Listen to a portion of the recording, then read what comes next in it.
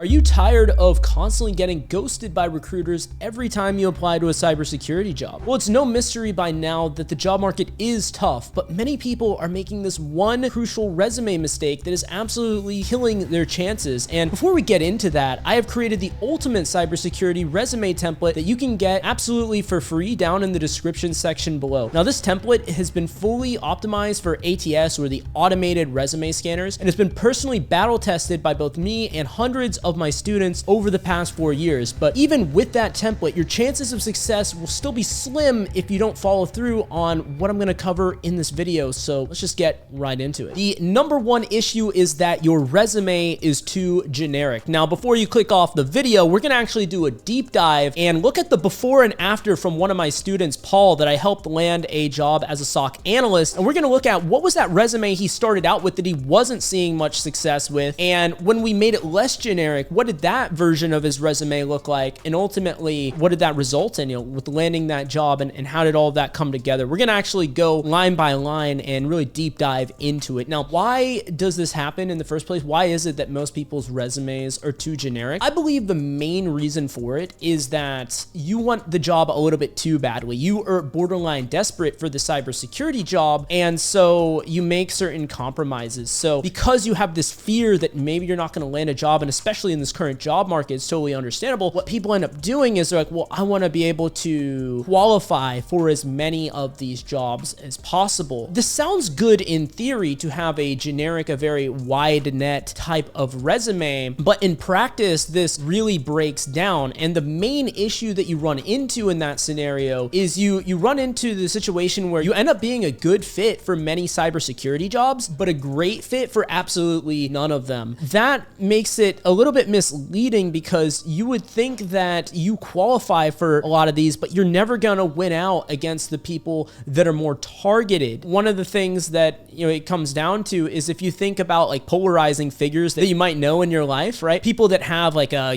cult-like following. I know on YouTube there's a lot of characters, right?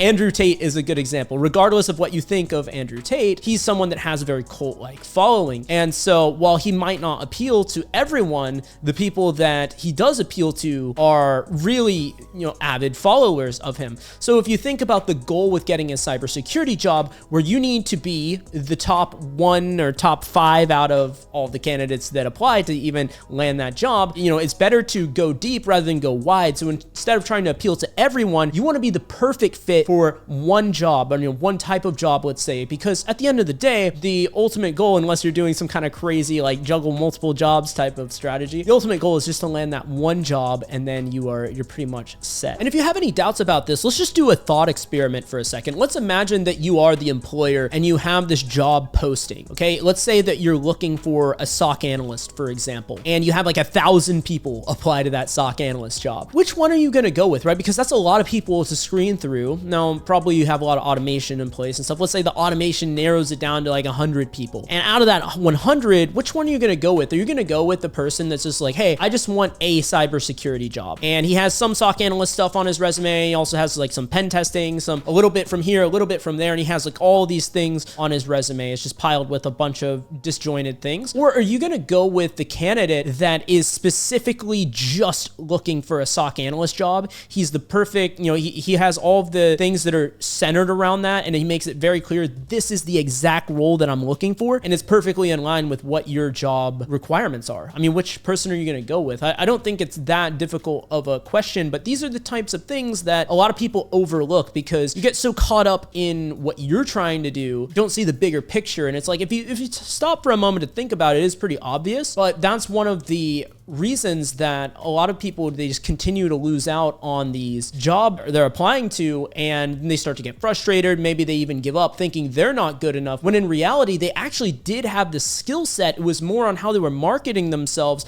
how they were positioning themselves, that was causing them to lose out. And this is very much in line with what I've observed after reviewing hundreds of candidates' resumes over my decade-long cybersecurity career as a pen tester. If I were to just summarize, like, what is the most generic resume that I keep seeing time and time again, I would say usually it involves having some stuff on there about networking and Active Directory, probably some try hack me and hack the box stuff. A lot of times you get candidates on there saying that they're like the top 1%, top 2% rated on try hack me, or did X number of boxes on hack the box. Usually they pair that with some kind of entry-level certification, something like CompTIA Security Plus, maybe Google Cybersecurity Cert, and more commonly lately even OSCP. Now, of course, OSCP is by no means an easy cert. It is really difficult, but it is like a surface level cert that a lot of people have when they're trying to enter the field. This is a bit of a side note. Even though a lot of people have it that are applying to these jobs, what I've noticed is that when you actually get into the field, you start working in the field, not many people have that certification. And if you're not familiar with it, it's not too important for this video, but for those of you that are pursuing offensive cybersecurity, you're probably familiar with OSCP. The majority of professionals in the field do not actually have that one.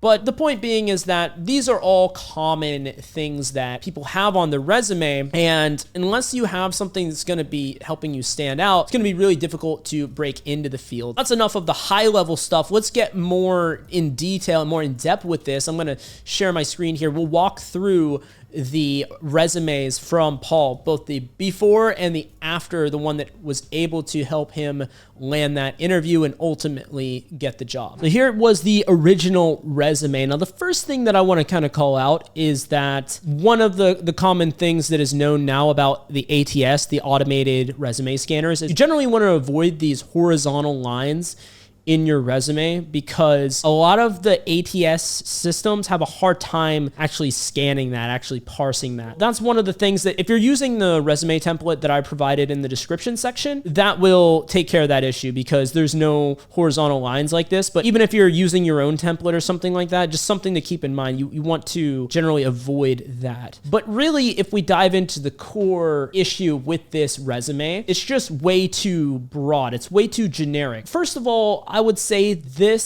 statement here is like kind of, whatever you want to say, like mission statement or summary. It's a little bit too long. I would try to avoid having super wordy, just chunks of text, like walls of text. You know, it might be okay for the automated scanners, but if you do get that in front of a human reviewer, the chances that they're gonna actually read all of that is a little bit lower because they're probably reviewing a lot of resumes. But really, the core issue, like I was saying, is just how generic it is. Because if we look in the core competencies and technical skills, we can see a huge range of different stuff. So we see defensive stuff like Splunk and enterprise security and logging and DevOps, and we see detection. But we also see application security and some offensive security related stuff and risk evaluation and pen testing, help desk, and all these things. And even if we do go back up here, so many different things are mentioned. So we're mentioning some certifications and Splunk and technical writing and risk management frameworks, security policies. But then also we're starting to talk about pen testing and finding and exploiting vulnerabilities and designing procedures for troubleshooting and maintenance and investigating it. Like, there's so many things. It's like not really clear what this candidate is trying to target. So if I didn't know this guy personally, I wouldn't know either. And I mean, yeah, even if we look in the technical skills down here, you got like password cracking tools like Kane and Able, and we got Kali Linux and Nmap, and yeah, we're just kind of all over the place, right? This is, you know, it's a very wide net. Maybe he's a good fit for a lot of these jobs with this resume, but not really a perfect fit for any job. I mean, maybe if it's like a one-man shop where they're trying to hire one person to wear all the hats, I guess, but you know, in that case, they're only hiring one person, so it's gonna be pretty slim chance. This is not very min-maxed. And then, of course, he has his experience down here and stuff like that. That was the original one that we went with, or he went with when he first joined. And I worked with him quite a bit back and forth to get him something more polished. And this is what we ended up coming up with that was actually successful. So I had him switch up some of this because it was a little bit wordy with walls of text and things like that. We end up coming up with something a little bit more sleek. Most importantly though, we really tightened up a lot of the stuff, and I had him in his professional summary get very clear on what role he wants to target and designing his resume around that. Now, maybe you're watching this video and you're thinking, well, I would be cool with a SOC analyst role or a pen testing role. That's totally cool as well. What I would say in that case is it would be a good idea to have multiple versions of your resume, one for pen testing and one for SOC analyst. That way you can still be the perfect fit rather than a good fit for the jobs that you apply to. But in this case, he ended up going with a defensive focus. And so he changed it to dedicated cybersecurity professional with a secret clearance, because he did have that military background, which was something he was able to leverage and to help him unlock some doors for him, give him some opportunities. Maybe you don't have a secret clearance, as I didn't when I got started, but you have something else. The point is, you want to be, the way that you break out of this generic thing that almost all the candidates fall into is you work with what you have. Yes, you upskill yourself, but you also work with what you have. So for him, he had this secret clearance. That was a way that he could reduce the sort of generic nature of his resume and make it something that stands out a little bit more. So maybe this gets the gears turning in your head, thinking, what are those things that you have today that you could use immediately to help you stand out from the sea of applicants out there? But yeah, then he goes on to say offering a comprehensive background in defensive strategies, incident response, vulnerability assessments, and things like that. So he's really a lot more targeting it towards the defensive side, and a lot of his skills, most of his skills reflect that as well, with a few exceptions, but it is a lot more tightened up than what we're seeing before.